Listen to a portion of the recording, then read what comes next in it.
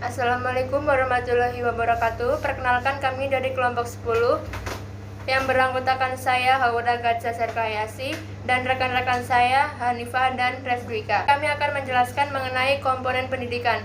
Sebelumnya, apa sih pengertian pendidikan itu?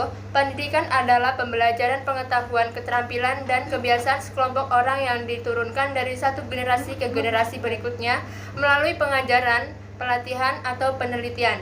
Pendidikan sering terjadi di bawah bimbingan orang lain, tetapi juga memungkinkan secara otodidak. Etimologi kata pendidikan itu sendiri berasal dari kata pendit Latin, yaitu ducer, yang berarti menuntun, mengarahkan, atau memimpin, dan awalan berarti keluar. Jadi pendidikan berarti kegiatan menuntun keluar. Pengertian komponen pendidikan. Komponen pendidikan adalah bagian dari suatu sistem yang memiliki peran dalam keseluruhan berlangsungnya suatu proses untuk mencapai tujuan sistem. Komponen pendidikan berarti bagian dari sistem proses pendidikan yang menentukan berhasil atau tidaknya proses pendidikan. Bahwa dapat dikatakan untuk berlangsungnya proses pendidikan diperlukan keberadaan komponen-komponen tersebut. Terdapat beberapa komponen pendidikan.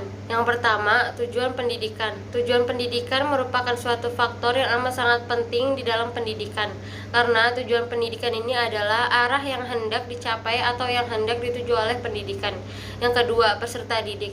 Peserta didik terbagi menjadi 7, yaitu yang pertama, siswa atau siswi adalah istilah bagi peserta didik yang jenjang pendidikan dasar dan menengah. Yang kedua, mahasiswa atau mahasiswi adalah istilah umum bagi peserta didik yang jenjang pendidikan tinggi. Yang ketiga, taruna, banyak digunakan sekolah militer atau yang menganut sistem militer. Yang keempat, warga atau pelajar adalah istilah bagi peserta didik yang mengikuti jalur pendidikan non formal. Yang kelima, pelajar adalah istilah lain yang digunakan bagi peserta didik yang mengikuti pendidikan formal. Yang keenam, murid adalah istilah lain peserta didik tingkat taman kanak-kanak dan sekolah dasar. Yang ketujuh, santri adalah istilah bagi peserta didik pesantren atau sekolah-sekolah salafiyah yang sangat mempunyai potensi. Yang ketiga, pendidik. Pendidikan adalah pembelajaran, pengetahuan, keterampilan, dan kebiasaan kelompok orang yang diturunkan dari satu generasi ke generasi lain. 4. Metode pendidikan. Metode pendidikan adalah cara untuk menyampaikan informasi atau materi pelajaran. Terdapat 5 prinsip metode pendidikan, yaitu yang pertama, prinsip kualitas. Metode yang dilakukan harus bermutu. Yang kedua, prinsip kreatif. Dengan mengikuti perkembangan zaman, cara berpikir setiap generasi juga berbeda. Maka dari itu, kita harus up to date dalam mengembangkan metode pendidikan. Yang ketiga, efektif. Efektif dalam bahasa berarti hasil, guna yang berarti, target harus tercapai. Dan yang keempat, efisien. Efisien berarti sumber guna yang berarti memberdayakan sumber potensi yang ada di sekitar.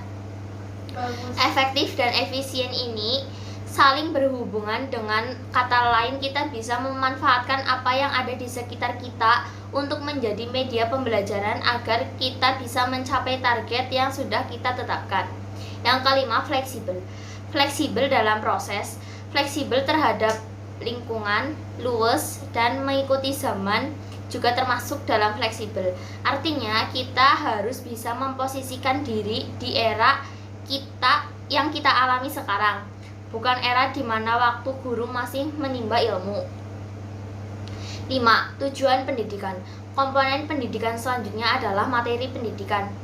Tujuan akhir pendidikan adalah menjadi peserta didik berkepribadian dewasa yang memiliki, menghayati, dan melaksanakan nilai-nilai kemanusiaan dalam hidupnya.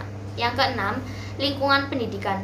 Lingkungan pendidikan adalah segala sesuatu yang ada di sekitar manusia, baik berupa benda mati, makhluk hidup, maupun peristiwa-peristiwa yang terjadi, termasuk kondisi masyarakat, terutama yang dapat memberikan pengaruh kuat kepada individu.